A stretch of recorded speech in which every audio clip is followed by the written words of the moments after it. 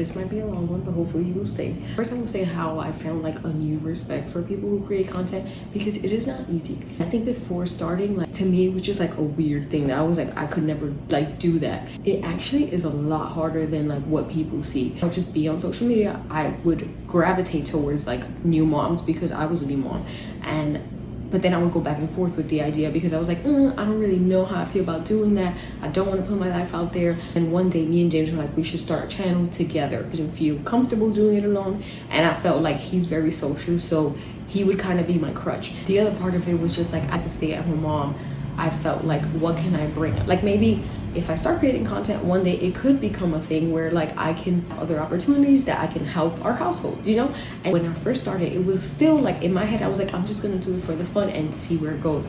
And I felt like the more time I was putting into it, then it became a thing where like I wanted to do well because I'm putting time in this thing. Now I'm at this place where I'm like, I don't know where I am. Like, I think because I don't have a niche. TikTok's favorite word is the niche thing. I feel like I say that everywhere, that it's like, you need a niche, or oh no, you don't need it, just use you, you're the brand. You're talking to someone else about this a few weeks ago, where it's like, I basically find myself like, I think my page is worthy, personally, that's why I started it, but it's like me convincing somebody else why they should be there. And I think that could be a little, you struggle because you post something and then you're like, okay, this didn't get as much engagement as I thought it was gonna get. So you start to wonder like, what am I doing? Is it actually worth my time? And I know it doesn't come easy. So sometimes I feel too like, before I would be like, I want to talk about this because it's interesting to me. And then like, now it's like, oh, what will other people like? And now I'm trying to go back to like, no, it's what I like because it's my content. So I think it's this battle of like,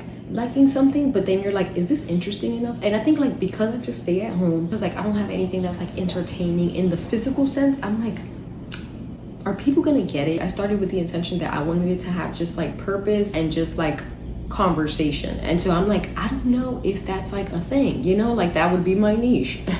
So I don't know, this month has been like a little like, eesh. I was getting to the point too where I felt like I would always check my phone to either see if I had a comment, see if I had anything. And I was telling James like, this is not good. And so like slowly I've been trying to time myself where like, if I go on, I do my thing. If I have a message, I respond to it, and then I put it down for like 10-15 minutes. And you cannot look at your phone. I just try to stay present with Alaska, and it actually brings me back. And I take those moments with Alaska, I'm like, okay, this is my real purpose, and the social media stuff, that stuff comes after. And if it works out, it works out. If it doesn't, that is okay. Even before I started, like I would tell myself, I don't get to where I wanted it to go, I am actually okay with that. So that's why a part of me is like, do you just stop? Because like, it is what it is. So I've kind of given myself a timeline. I know you shouldn't give yourself a timeline because you don't know what's going to happen with social media, but just to see where I'm at, where I feel mentally with it, to decide if it's a thing for me. If it's not, I'm okay with that. If it is, then we keep it going, you know? But yeah, guys, take care and